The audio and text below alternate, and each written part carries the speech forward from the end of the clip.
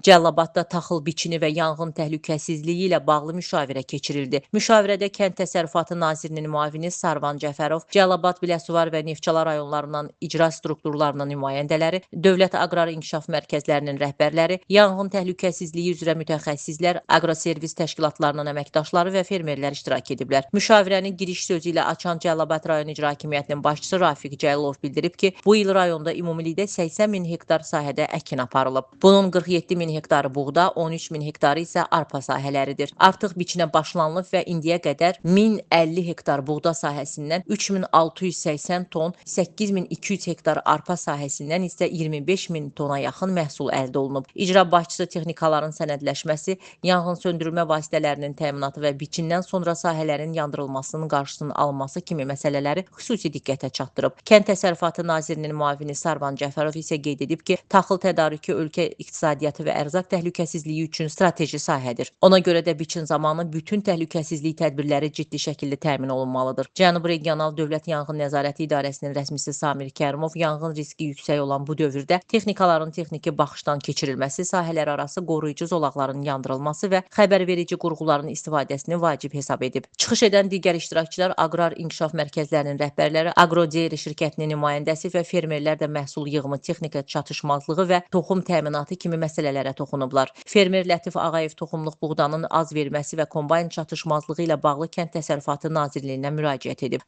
Nazir müavini məsələ ilə yerindəcə tanış olub və aidiyyatı üzrə tapşırıqlar verib. Könül Kazımova, İlqar Mustafayev, Bugün informasiya proqramı üçün.